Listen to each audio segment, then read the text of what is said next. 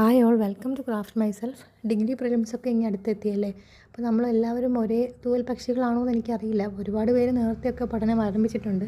എന്നാൽ കുറച്ച് വൈകിട്ട് പഠനം ആരംഭിച്ചവർക്കൊക്കെ ഇപ്പോഴും കൺഫ്യൂഷനാണ്. അയ്യോ, പ്രിലിംസ് ഇങ്ങ് എത്തിയല്ലോ, ഇനി എന്ത് ചെയ്യും എന്നുള്ളൊരു കൺഫ്യൂഷൻ.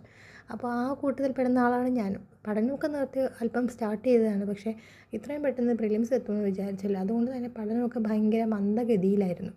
അപ്പോൾ ഇത് വന്നപ്പോഴത്തേനും എല്ലാം കൂടി ഒരുമിച്ച് വന്നൊരു ഫീലാണ്. 9 എക്സാം നമ്മുടെ മുന്നിലുണ്ട്, എല്ലാത്തിനും കൂടി ഒറ്റ പ്രിലിംസ് പരീക്ഷ. CID മ്യൂസിയത്തിലെ ബിന്ദു പണിക്കരുടെ അവസ്ഥയാണ് ഇപ്പോൾ എനിക്ക്. കോൺസ്റ്റിറ്റ്യൂഷൻ പഠിക്കണോ, MEM പഠിക്കണോ, ഇനി ആർട്ട് ആൻഡ് കൾച്ചർ, സ്പോർട്സ് പഠിക്കണോ, എന്ത് പഠിക്കണോ, എവിടെ തുടങ്ങണമെന്ന് കൺഫ്യൂഷൻ. പിന്നെ പഠിച്ചുകൊണ്ടിരിക്കുമ്പോഴാണെങ്കിലും ഓവർ തിങ്കിങ്, അത് പഠിച്ചില്ല ഇത് പഠിച്ചില്ല. അപ്പോൾ അങ്ങനെയൊക്കെ വരുന്ന സമയത്ത് നമുക്ക് ബ്രെയിനൊക്കെ ഒന്ന് ബ്രെയിൻ സ്റ്റോമൊക്കെ ചെയ്യാൻ പറ്റുന്നൊരു സാധനമാണ്. ബ്രെയിൻ സ്റ്റോം എന്നല്ല, നമ്മളൊന്ന് കോൺസെൻട്രേഷനൊക്കെ കൂട്ടാൻ പറ്റുന്നൊരു സാധനമാണിത്. സെൻറ്റാങ്കിൾ ആർട്ട് എന്നൊക്കെയാണ് പേര്. ജസ്റ്റ് ഒന്ന് ട്രൈ ചെയ്ത് നോക്കൂ. മൊബൈൽ സ്ക്രോൾ ചെയ്യണേക്കാളും ബെറ്ററാണിത്.